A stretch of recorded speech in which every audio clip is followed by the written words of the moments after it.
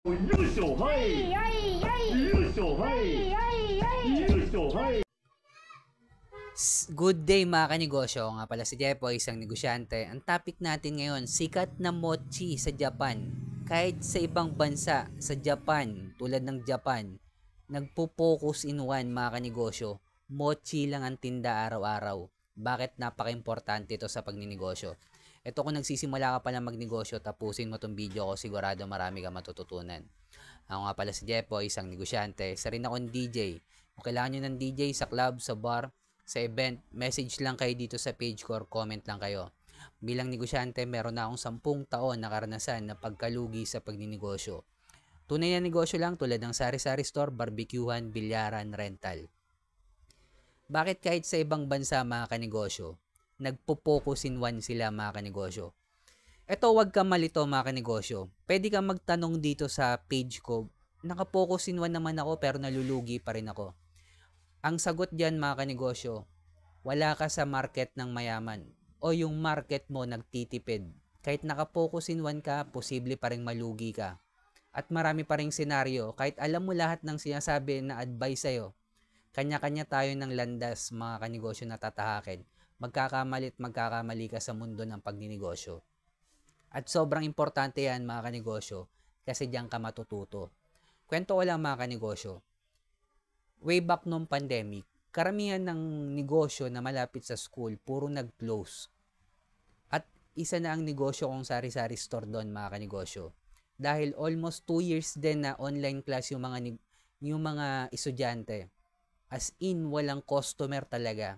Naitawid ko pa siya hanggang 2021 yung sari-sari store ko.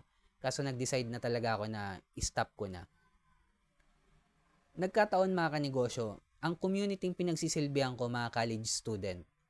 Yung sari-sari store ko mga kanegosyo, naging tambayan siya ng mga college student. Sa college kasi mga vacant yan, 3 hours, 2 hours. Yung iba, 5 hours pa nga eh.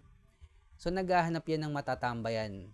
At isang nasolusyonan ng negosyo ko ay maging tambayan ng mga naghihintay ng next subject na mga college student. Doon sila tumatambay hanggang next subject nila mga kanegosyo. At pang-anim akong sari-sari store na nakapaligid sa TIP. Sa aming anim, sa sari-sari store na negosyo, pare-pareho lang naman tinda niyan eh. Sa aming anim, lagi akong mas mahal ng piso, mahal ako ng 2, 5 piso. Pero sa akin pa rin bumibili yung customer ko kasi malupit yung serbisyo ko mga kanegosyo.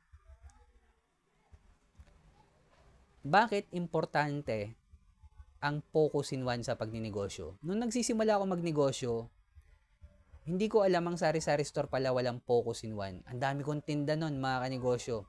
Yung inventory ko nun, ang hirap i-manage yung cash flow ko kapag ang dami mong tinitinda. Tapos napaka-pambansang negosyo pa, ang dali magbukas. Ang dami mong kakompetensya. Tapos ang natutunan ko pa, never mong ma-scale up yung negosyo mong sari-sari store.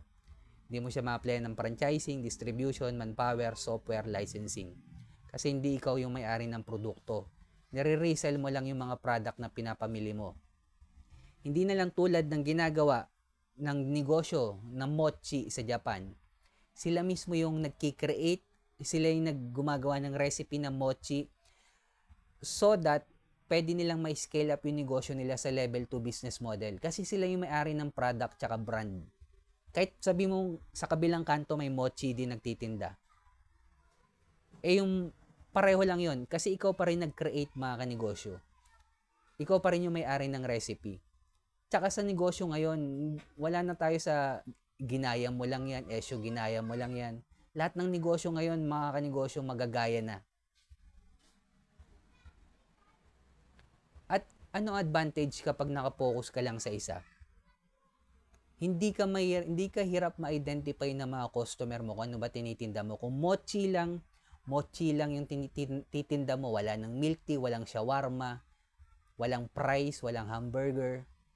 Focus lang sa mochi mga kanegosyo. Malugi ka ngayong araw, bukas mochi pa rin ang tinda mo. Kumita ka ngayong araw, bukas mochi pa rin ang tinda mo. Pangalawa, anong advantage? Sa inventory mo mga kanegosyo, hindi ka mahirapan sa inventory mo kapag nakapokus ka lang sa isa. mas namomonitor mo yung inventory mo kaysa sa marami kang produktong binebenta. Lalo na sa mga nagsisimulang negosyante, sobrang limited lang yung resources natin. Yung puhunan natin, hindi naman ganun limpak-limpak or milyon-milyon agad yung puhunan natin sa pagninegosyo. So, sobrang importante kapag nakapokus ka lang sa isa. Pangatlo, mas madali ma-monitor yung cash flow mo mga kanegosyo. Yung labas-pasok ng pera, mas madali mo siyang mamomonitor kapag nakapokus ka lang sa isa. Tsaka mga pampasahod mo sa empleyado mo.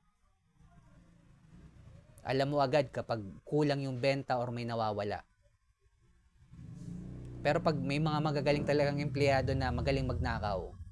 Anyway, kung nagsisimula ka pala magnegosyo, focus in one, hanapin ang community ng mayaman, scale up yung negosyo mo sa level 2 business model, applyan niya ng franchising, distribution, manpower, software, licensing, platform business model. Napaliwanag ko na yan sa mga iba kong video mga kanegosyo kung ano yung mga yan.